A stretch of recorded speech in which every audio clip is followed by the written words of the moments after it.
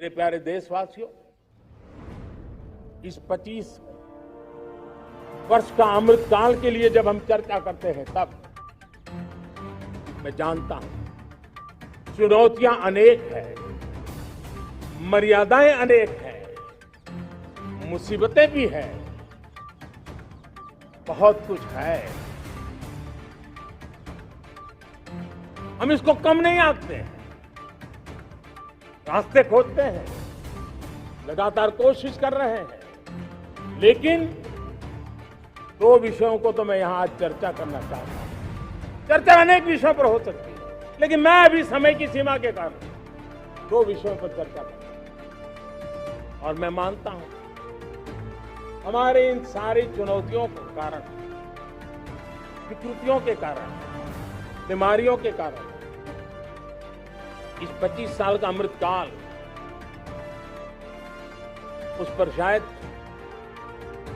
अगर हमने समय रहते नहीं चेते, समय रहते समाधान नहीं किए,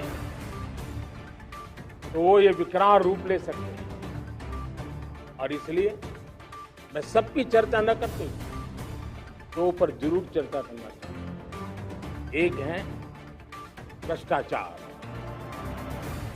दूसरा है भाई भतीजावाद, परिवारवाद।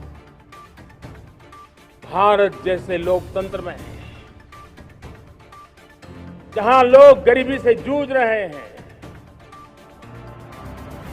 जब ये तरफ से देखते हैं, एक तरफ वो लोग हैं जिनके पास रहने के लिए जगह नहीं है, दूसरी पर वो तरफ लोग हैं जिनको अपना चोरी किया हुआ माल रखने के लिए जगह नहीं है।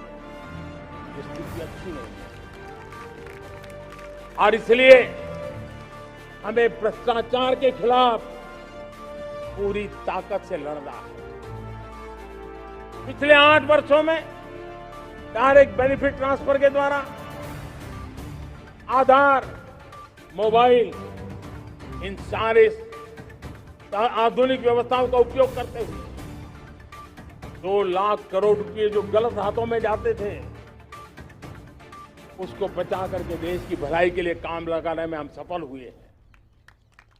जो लोग पिछली सरकारों में बैंकों को लूट लूट करके भाग गए, उनकी संपत्तियां जब्त कर करके वापस लाने की कोशिश कर रहे हैं।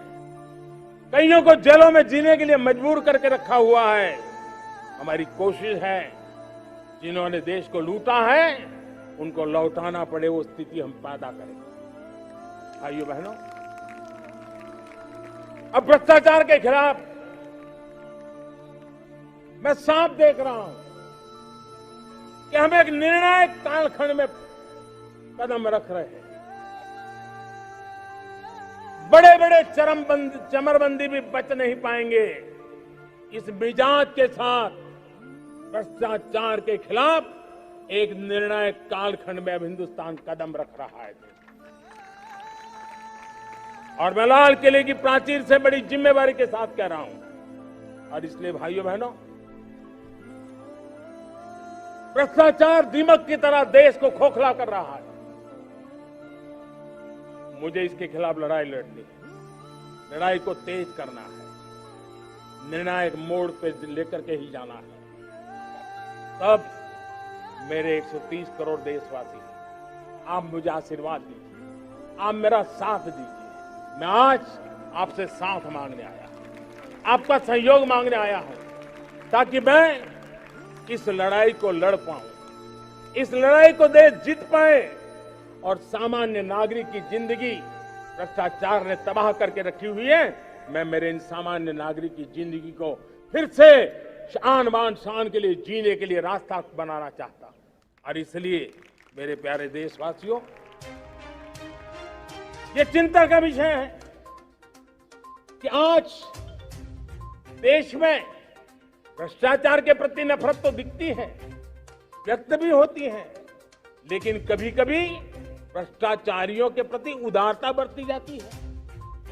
किसी भी देश में ये शोभा नहीं देगा। और कई लोग तो इतनी बेशर्मी तक चले जाते हैं कि कोर्ट में सजा हो चुकी हो, भ्रष्टाचारी सिद्ध हो चुका हो, जेल जाना तय हो चुका हो, जेल गुजार रहे हो, उसके बावजूद भी उनका महिमा मंडन करने में लगे रहते हैं, उनकी शान शौकत में लगे रहते हैं, उनकी प्रतिष्ठा बनाने में लगे रहते हैं। अगर जब तक समाज में गंदगी के प्रति नफरत नहीं होती है, स्वच्छता की चेतना जगती नहीं, जब तक भ्रष्टाचार और भ्रष्टाचारी के प्रति